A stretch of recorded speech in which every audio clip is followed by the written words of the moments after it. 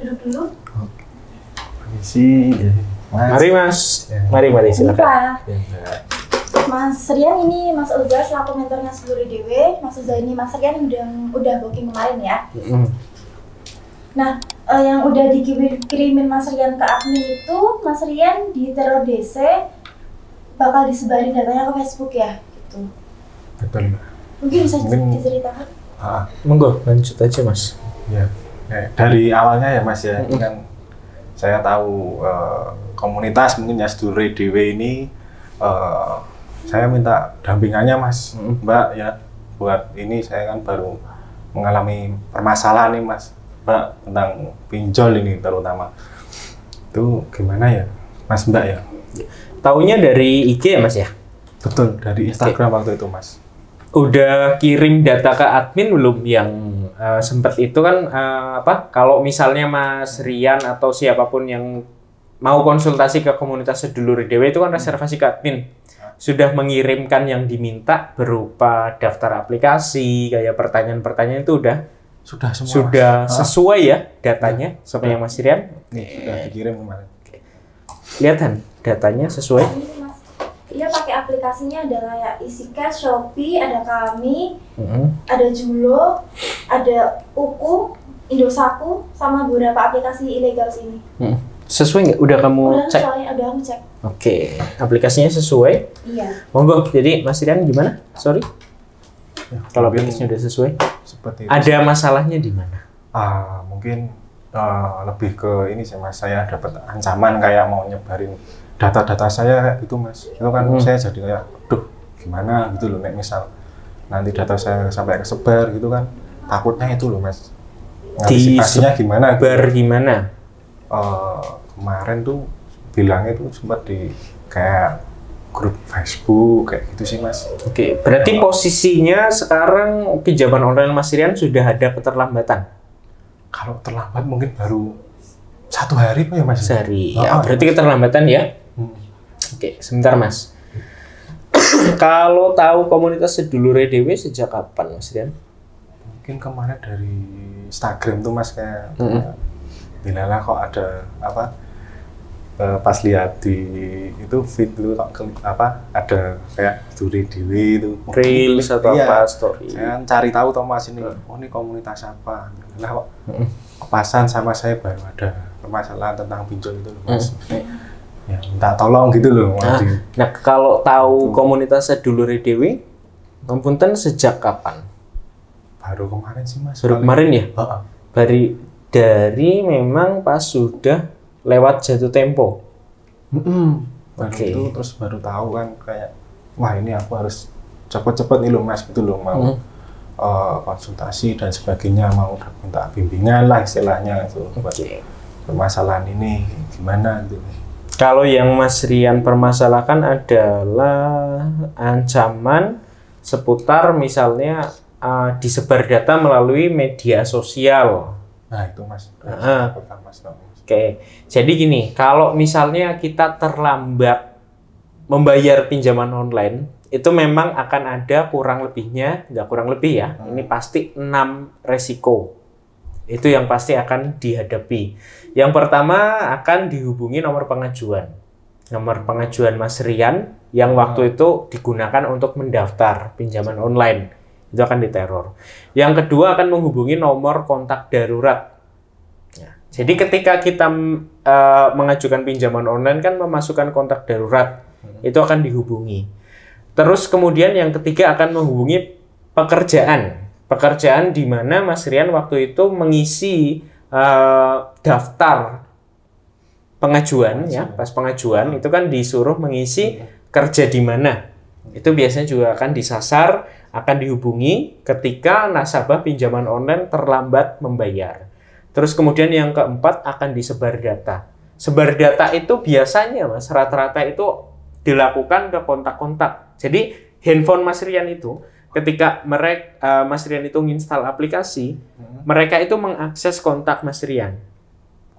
Gitu. Nah, iya. Sebentar ya, tak sampai selesai dulu. Nah, jadi mereka selain dari mengancam kontak darurat, yang Mas Rian memang cantumkan secara manual, mereka juga akan mengakses si kontak itu. Jadi nanti kontak yang Mas Rian ada di handphone itu akan mereka gunakan buat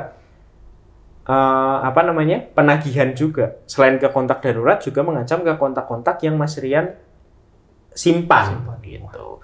Terutama ke nomor-nomor yang disimpan dengan nama-nama yang kemungkinan ada hubungan dekat. Misalnya pekerjaan, misalnya kan kayak Mas Rian kerja di PTA ya. Mungkin kan akan menyimpan nama di belakangnya PTA. Misalnya Heru PT apa, Sinta PT apa gitu. Nah, itu yang menjadi sasaran. Terus yang selanjutnya pinjaman online juga akan memblacklist nama kita di Slick OJK. Dengan catatan pinjaman online tersebut masuk ke daftar Slick OJK atau masuk ke daftar pinjaman online yang bisa menaikkan nama kita ke Slick OJK. Karena tidak semua pinjaman online masuk ke Slick OJK gitu. Terus yang keenam, mereka juga akan datang ke alamat KTP atau alamat rumah. Tapi dengan catatan sekali lagi untuk aplikasi yang memang ada petugas lapangannya gitu. Mas Rian sebelumnya pernah datang ke klinik Sedulur Dewa belum? Belum pernah, Mas. Belum pernah memang ya? Belum pernah, ini baru Oh, belum pernah. Ini Oke. ya, gitu loh, Mas. Oke, ini ada brosur kita ya. Boleh dijelaskan Han? Dibantu jelaskan, tak bantu data dulu. Oke. Yang ini, yang ada kolektornya, yang ada apa? Pinjamnya Masuk ada. Slick OJK. Oke. Mas, jadi kan ini aplikasi pinjol kan banyak banget ya yang ada di Play Store. Nah, yang legal itu dia ada kurang lebih 100, tetapi yang legal dan masuk BI checking pendananya adalah perbankan itu kurang lebih 23. Mas yang bisa lihat di sini. Sedangkan yang ini kan, yang ini. Nah, dari yang masuk Slick OJK pun nggak semua ada kunjungan lapangannya ya. Yang ada kunjungan lapangannya cuma ada ini aja. Aku Laku, Julo, Tunaiku, Kredivo, Home Credit, Indodana, sama Kredit Pintar. Ini yang memiliki Iya. FC tadi ya, Mbak? Ya? Iya, sedangkan aplikasinya Mas ini nggak ada yang ini. Oh, Tuh. nggak masuk ke daftar Nggak masuk. ini gitu ya, Mbak? Iya. Kalau aplikasi Mas Rian, sorry, tak buka lagi. Ada Julo tadi, lupa. Ada ya? Ada Julo, cuma Julo aja gitu. Tetapi pun kalau misalnya yang ini dia datang ke rumah, itu nggak akan yang sehari telat datang gitu ya. Dan datangnya pun nggak akan yang mengancam seperti yang Mas Rian bilang tadi gitu. Kalau Mas Rian kan masalahnya di mana tadi, Mas? Untuk keterlambatannya sebenarnya yang ini sih, Mas. Yang ilegal dia. Julonya belum terlambat. Oke. Berarti dia ancamannya di mana, Mas? Yang paling Mas Rian takutkan? Ya itu sih, Mas, paling, Mas, kayak nyebar kayak foto KTP kayak gitu sama screenshot bukti chat gitu, Mas, chatting saya gitu loh, Mas. Itu di KTP dan benar-benar itu muka saya, Mas, di situ gitu kan. Saya kayak duh, nih misal nanti sampai amit-amit perusahaan saya sampai tahu kan fatal gitu loh, Mas. Kayak gitu. Oke. Mas. Ini monggo dibawa pulang. Berarti yang ada FC-nya tadi Yang Julo aja. Julo aja ya? Iya. Julo. Ini nanti dibawa pulang ya, Mas ya. Jadi bahan ini apa? Patokan yang mana ada FC-nya. Nah, terus kalau mengenai ancaman tentang apa tadi? Sebar data ke media sosial. Penyebaran data medsos ya? Iya. Oke. Pernah ada nggak, Mas, sebar data ke medsos selama ini, Mas Rian? Kalau sebar data sih mungkin di itu sih, Mas, baru ancaman sih, Mas, kayak mau nyebar di grup itu tadi, grup Facebook. Seperti itu sih, Mas. Mas Rian pakai Facebook nggak? Pakai, Mas. Pakai. Oke. Kalau pakai Facebook, saran kita ini Mas Rian itu memprivacy media sosial. Mulai saat ini diatur itu ya, Mas ya. Dari Facebook. Jadi gini, kita memang punya pinjaman dan kewajiban kita mengembalikan. Betul. Itu betul ya? Betul. Sepakat kan? Sepakat kalau Nah, itu, Mas. sepakat. Kita punya pinjaman, kewajiban mengembalikan, itu kita sepakati. Cuma yang kita garis bawahi, yang kita tekankan adalah hak kita sebagai peminjam diperlakukan dengan baik. Dan juga adalah peraturan penyelenggara fintech atau peraturan pinjaman online memperlakukan nasabahnya seperti apa yang harus kita ketahui, ya. Salah satunya adalah ketika pinjaman online mengancam kita buat menyebar data kita di media sosial, di Facebook, di grup Facebook, misalnya kalau di Jogja kan ada grup Facebook yang paling besar ICJ, ICJ ya, Ikatan apa informasi, info cegatan Jogja. Nah, biasanya diancam di situ ya. Nah, itu boleh nggak sebetulnya pinjaman online menyebar data kita di info cegatan Jogja? Gitu. Nah, sebetulnya itu tidak boleh, Mas. Tidak diperkenankan dan itu termasuk melanggar hak privasi. Itu ada pasalnya. Jadi memang tadi resiko pinjaman online yang kita sampaikan ada 6. Salah satunya kan ada penyebaran data. Biasanya mereka umumnya menyebarkan data memang dari kontak yang diakses Mas Rian atau nasabah. Tapi mereka juga tidak luput dari kemungkinan menyebarkan ke informasi yang lain atau dari informasi yang lain selain daripada kontak di handphone nasabah, juga mereka bisa saja menyebarkan ke media sosial yang diancamkan ke Mas Rian itu. Gitu. Itu adalah salah satu bentuk intimidasi gitu. Nah, tapi sebetulnya kalau kita lihat dari sisi hukum boleh atau enggak? Nah, kalau dari mengakses kontak saja itu sebetulnya enggak boleh. Terus kalau misalnya dari aku diancam nih ke media sosial di grup ICJ misalnya mau disebar, itu boleh atau enggak? Menurut hukum ya, menurut hukum ini ada untuk nanti Mas Rian boleh dicatat atau mungkin boleh di-record ya. Pasal 26 ayat 1 nomor 2 Undang-Undang nomor 19 tahun 2016 tentang informasi dan transaksi elektronik berbunyi ya, pasal 1, kecuali ditentukan lain oleh peraturan perundang-undangan, penggunaan setiap informasi melalui media elektronik yang menyangkut data pribadi seseorang harus dilakukan atas persetujuan orang yang bersangkutan. Dilanjutkan dengan pasal kedua, setiap orang yang dilanggar haknya sebagaimana dimaksud pada ayat 1 tadi, dapat mengajukan gugatan atas kerugian yang ditimbulkan berdasarkan undang-undang ini. Nah, artinya kalau aku garis besarkan mungkin kayak kita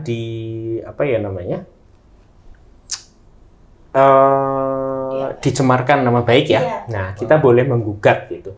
Tapi itu aturannya. Tapi yang sudah berlaku sebenarnya gini Mas, kalau misalnya ancaman mereka ke media sosial, ke grup kayak ICJ, grup-grup Facebook, itu sebetulnya jarang dilakukan. Gitu. Kalau Mas Rian kan khawatir ini beneran nggak mau di-share di grup ICJ atau di grup Facebook lain gitu ya. Nah, itu jarang dilakukan Mas. Gitu. Ya, sempat takut juga sama saya Mas. Itu kan menyangkut juga kerjaan saya juga kan Mas. Nanti mungkin ya nama baik saya dan sebagainya gitu loh Mas. Misal sampai kesebar. Logikanya gini sih Mas. Mereka itu kan melakukan itu semua, melakukan ancaman, penyebaran, itu mereka punya tujuan. Ya enggak? Tujuannya apa? Tujuannya biar Mas Rian segera melakukan pembayaran, biar mereka targetnya terpenuhi gitu. Ya kan? Nah, untuk biar tujuan mereka tercapai, targetnya terpenuhi, itu banyak caranya. Satu, ya yang pasti dengan cara mengintimidasi, menakut-nakuti biar nasabahnya atau Mas Riannya cepat bayar. Salah satunya dengan meng-share atau menyebar data di Facebook ya atau dan lain sebagainya. Seperti itu. Tapi logikanya kan gini, daripada mereka nge-share di media sosial di Facebook di ICJ, belum tentu juga orang-orang yang di grup Facebook ICJ itu kenal Mas Rian. Ya juga sih Mas. Ya kan? Jadi mereka itu lebih efektifnya mungkin bakalan nge-share atau sebar data ke kontaknya Mas Rian. Itu yang lebih diwaspadai sebetulnya, bukan di grup Facebooknya. Kalau di grup Facebook itu nggak semua orang pakai Facebook, apalagi zaman sekarang, gitu kan? Nggak semua peduli juga ya kalau misalnya lihat ini siapa sih juga udah kayak lalu aja gitu loh Mas. Kadang begitu juga. Kalau kita POV dari orang umum ya, masyarakat umum. Kalau Hanifah lah, coba kalau Hanifah lihat misalnya, kamu gabung ICJ enggak? Kalau ICJ enggak sih, tapi kalau grup marketplace ada aja beli gitu. Yang kayak ICJ gitu, ada nggak ada. Nggak ada. Tapi kalau ada kayak Merapi Uncover aku ngikutin sih. Ikut, ya Iya. salah satunya lah itulah. Iya. Misalnya di Merapi Uncover gitu, ada yang nge-share kayak orang ini punya pinjaman di aplikasi ini. Kamu sebagai POV, sebagai orang umum ya, bukan dari bagian sedulur DW itu gimana? Ya cuma lihat oh ternyata ada ya yang di post ke apa ya ke kayak gini, tapi kan kita juga nggak ngapalin namanya terus tahu orangnya juga, jadi ya udah baca namanya juga gitu kan. Lebih bodoh amat ya? Iya. Lebih bodoh amat sih Mas sebetulnya kalau di grup-grup media sosial gitu, orang yang nggak kenal Mas Rian gitu ya, gitu. Jadi lebih apa sih namanya? Sebetulnya lebih tidak mungkin gitu kan. Belum pernah kan memang kan di grup apa di share di grup kayak ICC, grup medsos gitu kan? Ya, untungnya belum pernah. Belum kan, baru ancaman kan? Gitu. Ya karena kalau aku mikir secara logika kayaknya mereka juga bakalan kayaknya nggak efektif deh nge-share di media sosial di grup ICC karena juga nggak bakalan ada yang apa namanya nggak ada yang nggak ada yang respon gitu loh gitu. Jadi jangan overthinking dulu kalau ketika di-share gitu. Itu satu gini, formalitasnya dari kita, maksudnya itu adalah sesuatu yang melanggar hukum, sudah jelas undang-undangnya. Tapi kalau Mas Rian tidak memungkinkan membawa masalah ini ke depan hukum, ya karena ya mungkin keterbatasan pengetahuan, mungkin keterbatasan kayak ini melanggar hukum, aku tahu, mungkin Mas Rian tahu, tapi nggak tahu langkah-langkahnya seperti apa, gitu kan? Keterbatasan di situ bisa sebetulnya diperkarakan kalau seandainya terjadi, gitu. Tapi kan ini belum terjadi dan kita prediksi itu adalah sebatas ancaman yang tidak mungkin terjadi. Karena apa? Karena logika-logika tadi. Logikanya orang itu mengancam seperti itu biar orangnya bayar, itu adalah cara yang nggak efektif. Lebih efektif kalau misalnya mereka mengakses kontaknya Mas Rian, kemudian mereka itu menagih di kontak-kontak yang memang punya hubungan dekat daripada ke media sosial yang orangnya itu entah berantah belum tentu kenal Mas Rian, dan yang kenal pun biasanya kalau lewat informasi seperti itu ya mereka skip gitu loh. Ya kan? Hal-hal kayak gitu. Gitu. Itu Mas, monggo. Ada yang mau ditanyakan lagi nggak? Kayaknya nggak mungkin Mas, nggak usah overthinking dulu ya. Kalau kita prediksi itu enggak. Ya, karena gini, yang kita temui teman-teman yang datang konsultasi ke sedulur DW memang belum pernah ada yang di-share sampai ke media sosial, sampai ke grup-grup ICC gitu, enggak. Rata-rata cuma ancaman kayak Mas Rian kayak gini doang, nggak sampai yang terlaksana gitu. Karena logika tadi, mereka itu lebih nggak efisien gitu, belum pernah ada. Jadi jangan overthinking. Kalau ancaman kayak gini banyak, tapi cuma ancaman doang. Oh iya Mas, itu kan sudah dijelaskan aja sama Mas Ozan sih. Tapi ini Mas saya tetap ada nggak tenang ini Mas. Gimana? Kan banyak pakai sosmed juga tuh Mas saya Mas. Kayak Instagram, terus LinkedIn dan Facebook itu tadi loh Mas. Itu kira-kira datanya sama apa enggak gitu loh Mas? Kalau Oke. Jadi mereka itu pinjaman online itu nggak secanggih itu ya Mas ya. Maksudnya mungkin yang ditakutkan Mas Rian atau teman-teman yang lain itu kan takut medsosnya itu kena hack ya itu ya. Kena hack sih Mas. Ya, mereka itu nggak bisa ngehack Facebook, Instagram, LinkedIn kita itu nggak bisa. Gitu. Kalau misalnya sekedar menstalking itu bisa. Kayak stalking Facebooknya Mas Rian apa, Instagramnya Mas Rian apa, itu bisa di stalking. Tapi kalau ngehack masuk ke Facebooknya, masuk ke Instagramnya itu nggak bisa sebetulnya. Nggak secanggih itu. Kalau mereka canggih, nggak mungkin mereka kerja jadi DJ pinjol. Itu ya logikanya. Nah, gini. Tapi kalau misalnya Mas takut nanti mereka komen macem-macem di Facebook, di beranda ya. Kalau Facebook masih beranda gitu nggak sih? Aku dia jarang buka Facebook. Beranda, Instagram komen di postingan gitu ya. Nanti komen gitu. Nah, itu bisa di private aja. Monggo, jadi Facebooknya, Instagramnya, LinkedIn-nya di private. Buat mengantisipasi gitu aja ya. Buat mengantisipasi biar nggak nge-spam komen gitu. Kalau misalnya mencari bisa nggak? Ya cuman bisa mencari kayak orang pada umumnya aja. Tapi nggak bisa yang nge-hack masuk ke akunnya Mas Rian itu nggak. Cuman bisa stalking gitu. Kayak orang pada umumnya. Nginbox bisa nggak? Ya bisa. Gitu. Kayak orang pada umumnya gitu.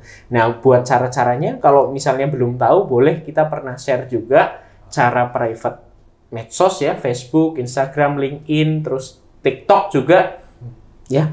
Itu udah pernah kita share informasinya gitu. Terus lagi misalnya masih takut nggak sih Mas? Harusnya enggak sih. Nggak mungkin Mas kalau misalnya nge-share ke grup-grup ICC gitu, itu enggak. Karena ya nggak efektif gitu. Cuman kalau misalnya masih takut ya, terus nanti aku harus gimana gitu kan. Tapi sebetulnya enggak, aku pertegas enggak gitu kan. Cuman misalnya tetap Mas butuh ini kalau misalnya beneran gitu kan. Nah, sampean bisa, Mas Rian bisa atau teman-teman bisa melaporkan ke kontak OJK. Ya, misalnya terjadi beneran, tapi aku jamin sih kecil kemungkinannya buat terjadi ada penyebaran ke grup-grup Facebook kayak ICC gitu ya. Pertama lapor ke OJK, misalnya terjadi.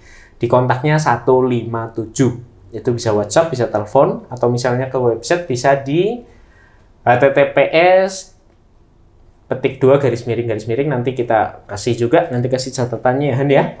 Kontak 157.ojk.id. Terus juga bisa melaporkan ke Asosiasi Fintech Pendanaan Bersama Indonesia, AFPI ya, yang menaungi pinjaman online gitu. Gitu ya Mas ya, kalau mau melaporkan tadi bisa dari OJK di 157 websitenya kita tulis ya, terus juga ke AFPI gitu. Ya boleh, nggak apa-apa kalau mau melaporin. investasi.ojk.go.id juga bisa, ke info@cyber.polri.go.id juga bisa. Gitu. Bisa email, WA, sama telepon langsung sih. Kita cantumin, nanti dikasih catatan juga gitu. Cuman ya itu antisipasi ya Mas, kalau misalnya beneran ada gitu ya. Cuman jangan overthinking dulu gitu. Karena yang kita temui selama ini nggak pernah ada ke grup gitu. Cuman kalau ada, kita udah punya senjatanya, udah memberikan senjatanya. Gimana kalau beneran terjadi? Karena itu adalah hal yang melanggar privasi, melanggar hukum ya. Jadi pinjaman online menyebarkan informasi tagihan kita, informasi identitas kita ke media sosial adalah suatu hal yang melanggar. Itu kita sudah kasihkan ininya, langkah-langkahnya gitu. Tapi enggak Mas, udah nggak usah overthinking di situ. Ini sebagai ini aja ya, bahan acuan biar Mas Rian nggak overthinking gitu. Ada lagi nggak Mas? Monggo. Kalau masih ada. Biar sekalian gitu, langsung plong. Ada lagi nggak? Atau mungkin cukup. Kita bacain lagi ya dari Mas Oza tadi? Iya. Oke. Garis jadi, besarnya. Sebar data itu biasanya kan menyebarkannya tuh di kontak, nggak ke sosmed ya, karena selain karena dia nggak efektif, juga kan orang kebanyakan nggak peduli ya. 80% orang itu kan kebanyakan 80% tuh peduli sama dirinya sendiri gitu, baru 20% buat orang lain. Kalau orang nggak kenal ya udah lalu lang aja gitu, kayak apa ya? Kayak ya cuman lewat lah gitu kan. Terus juga sebenarnya DC itu nggak akan berani nge-share ke sosmed gitu ya, karena kan tadi udah disebutin Mas Oza kalau misalnya dia bakal ada kena UU ITE gitu kan. Nah, pinjol ini kan dia hukumnya tuh perdata ya Mas. Kalau misalnya mereka menyebarkan di sosmed kan jadi mereka kena pidana gitu. Justru mereka malah istilahnya cari mati gitu kan. Ya, lebih cari masalah. Cari masalah gitu. Dan apa ya? Solusinya juga cuman tadi aja, nggak usah dihiraukan, mungkin untuk ancamannya sosmednya bisa di private gitu aja. Bisa private sosmed Mas? Bisa ya. Nah, kita ada tutorialnya kalau misalnya belum lancar. Mungkin saya jadi ini Mas, agak tenang juga Mas. Dari sampaikan Mas Oza dan Mbak Anifah juga yang mendampingi. Jadi istilahnya saya ini ya agak tenang dan lebih plong dikit lah gitu loh. Jadi kayak nggak keberatan. Kemarin kan saya kan bingung toh Mas, mau gimana, takut juga toh Mas. Terus ini udah dijelasin, diedukasi sama Mas Oza dan Mbak Anifah, ya saya lebih tenang. Dan nanti mungkin kedepannya saya bisa share ke teman-teman saya yang masih ikut-ikut pinjal itu tadi, biar tidak mengalami seperti saya gitu loh Mas, maksudnya Mas. Oke. Ya. Tunggu. Kalau mau konsultasi lagi, kita kan ada ini Mas, apa kayak pertemuan rutin setiap hari Sabtu boleh datang gitu ya. Oke, setiap hari Sabtu jam 3 sore. Boleh. Siap Mas, nanti tak cari jadwal, usahakan tak mengosongkan. Atau mungkin bisa WA ke admin juga, misal nggak sempet, kita juga nanti kan habis ini Masnya masuk grup ya, bisa chat ke grup, itu kan juga teman-teman yang udah pernah kesini bisa sharing-sharing pengalamannya, atau mungkin kalau ada yang mau ditanyain ke kami lagi bisa chat adminnya, nggak masalah gitu. Ini kan juga udah aku catat tadi yang dari Mas Oza, sama websitenya udah aku catat nih Mas. Nanti Masnya kalau misal memang terjadi bisa lapor ke sini aja. Tapi enggak Mas, kayaknya enggak mungkin ya. Kayak baca-baca aja kan. Sama tadi sih itu mungkin brosurnya mau dibaca lagi. Brosurnya di bawah ya Mas ya? Oke Mas, siap. Oke. Mas Rian kayaknya mana? Saya di sini Mbak, dekat sini Sleman. Oh tadi. Iya. Oh ya. Ya, hati-hati di jalan ya Mas, pulangnya walaupun dekat ya tetap aja itu sih. Hati-hati gitu. Mas gaji banget ya. Terima kasih Mas Oza dan Mbak Hanifah. Monggo Mas. Ya. Sehat-sehat ya Mas ya? Siap. Hati-hati di jalan ya Mas. Iya, sama-sama.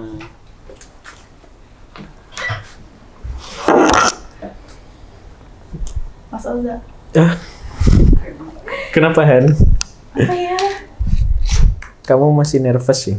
Iya, kadang kan itu loh Mas, aku tuh bingung kalau misalnya ketemu klien yang kadang aku mungkin kliennya aktif tanya gitu kan, aku jadi oh iya ngerti, tapi kalau yang aku yang harus bicara kayak lebih aktif, pengalaman baru gitu kan, jadi belum bisa sepenuhnya kayak Mas Uza gitu. Ya apa ya, kalau nanti seiring berjalannya jam terbang kan gini, kita itu sebetulnya kalau pinjaman online itu cabang-cabangnya itu banyak. Maksudnya gini, orang ketika terjerat pinjaman online itu pasti bakalan menimbulkan permasalahan di banyak hal. Dari kekeluargaan, dari urusan rumah tangga ya, kekeluargaan, terus urusan misalnya ada teman-teman yang masih kuliah gitu kan. Kita itu setidaknya itu udah tahu orang terjerat pinjaman online pasti biasanya cabangnya ke sini, arahnya ke sini, permasalahannya ke sini. Jadi, walaupun orang itu nggak cerita secara verbal, nggak ngomong, kamu juga harus menempatkan diri, oh pasti ini ada masalah di sini. Nah, kamu harus ngesepil itu, harus kayak yang misalnya orangnya diem, nggak mau ngomong atau apa. Aktif tanya gitu ya. Iya, bukan aktif, ya aktif tanya iya, tapi juga kamu kayak yang ya nanti seiring berjalannya waktu kamu itu paham kok. Maksudnya kamu harus ngobrolin apa, harus kayak yang oh ini masalahnya karena pinjaman online terus akhirnya jadi begini. Bukan menebak ya, apa ya gimana ya ngomongnya? Tahu alurnya kebanyakan orang masalahnya apa? Jadi kamu itu kayak yang udah mulai paham gitu. Jadi kamu itu bisa memberikan edukasi, bisa memberikan obrolan, walaupun mereka itu nggak ngomong gitu. Gitu. Jadi ya gitulah. Sampaikan kalimat-kalimat penenang, sampaikan kalimat-kalimat apa yang sudah teman-teman yang datang, yang dulu-dulu pernah ke sini, kurang lebih biasanya kisahnya hampir sama gitu. Yang jelas ya selalu edukatif buat setiap teman-teman yang datang ke sini. Iya. Sebenarnya kalau dilihat-lihat juga sih masalahnya kalau nggak kontak darurat juga sebar data dan gitu-gitu aja sih. Cuman ya tadi mungkin karena aku kurang lama ya, mungkin kurang jam terbang. Oh iya. Gitu aja. Sambil belajar sambil jalan, sambil lihat setiap problem teman-teman yang datang ke sini. Gitu sih.